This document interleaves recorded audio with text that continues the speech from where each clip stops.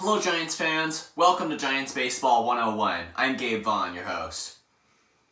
The Giants have just hired Pete Putila as their new general manager, with Scott Harris going to the Tigers to become their president of baseball operations, which would be their highest office.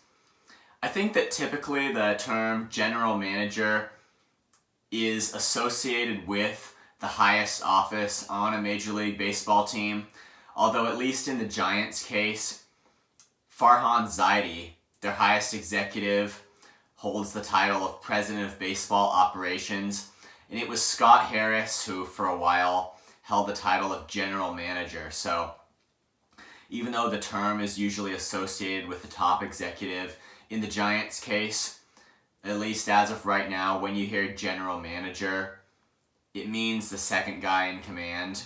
And that was the case with Scott Harris. He was hired, I think, at the beginning of the 2019 season. And he was with the Giants for a few years, but now he's gone to the Tigers to become their, I don't know what his role will be called with them, President of Baseball Operations, or whether he'll just be called the General Manager from there. But anyway, that is the case with the Giants. Their highest office right now is held by Farhan Zaidi, and the title he goes by is President of Baseball Operations. So Pete Putila has come right under him as the general manager of the Giants. And we'll see how he'll do and how well he works with Farhan Zaidi's plan of really upgrading the Giants roster this offseason. Now, I want to say something specifically about the Giants' rivalry with the Dodgers. I mean, when I speak about the Giants and just the bad seasons that they've had recently, with the exception of 2021, I'm really speaking from a standpoint of just in comparison with the rest of the league. But you can't talk about this stuff without just remembering and realizing that the Giants have been trying for a while to get on top of the Dodgers. And we heard even at the end of 2019 that the Giants were building a core group of prospects that would make them ready to challenge the Dodgers in the future. 2020, though, they failed to make the playoffs by one game, and in 2021, that was the year when they challenged the Dodgers. It was a close, a tight, just a hair-thin, tight race for the division the whole 2021 season, and the Giants won it by a game, but the Dodgers won the wild card game, and it just came down to its ultimate matchup in a division series.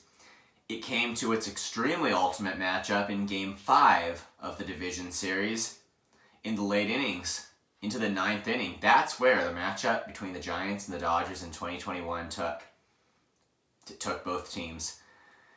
And I think that by losing that, the Giants, it really seemed like they just crushed their chance. The chance that they had been waiting for quite a few years to get on top of the Dodgers. So they finally get to the point where they can challenge the Dodgers, and it takes them to the 9th inning of a winner-take-all game. And they lost. So that the tragedy of that was just that it was against the Dodgers, and that we see what happened when they played them in the postseason, and then in 2022 they were back to their bad performance again and didn't make the playoffs, squandered an opportunity. Certainly their heavy losses to the Dodgers played a big role in keeping them out of the playoffs. So I just have to look at the rivalry between the Giants and the Dodgers and the way they're trying to really contest against the Dodgers, and I think that's the tragedy of what's been happening to the Giants recently. But it does seem like their front office thinks they're in position to make another run for it, and this is definitely supposed to be a big offseason here. But it's going to have to be some good free agent signings, and they're going to have to focus on, I would say, not even really the secondary ones. It's got to be the top free agents, and they've got to be seriously in the bidding for those guys, and that's what's going to make them win in 2023. So I hope I've explained really where the Giants are right now, and we really don't know. It seems like they've been kicked down, like their chance to kind of come up in their division and in the league is over. It might have seemed like that to some of you, but I don't believe that's really the case, because they're going to add to their roster. They're going to do their best to make it a good team in 2023. So we'll have to see where that takes the Giants, and also it'll be interesting to see how much of their contribution in 2023 will be from prospects and how much will be from the free agent market. Myself, I would prefer for them to count on it being from the free agent market than to count on it being from prospects. But that's just the way I look at things. Anyway, thank you for joining me for the Monday night episode. That's the schedule we'll be on for the entire off season. Then in spring training, I'll start up if all goes right. I'll start up covering every game again. So thank you for watching. Please subscribe to Giants Baseball 101 if you haven't. Thank you so much, everybody who's subscribed.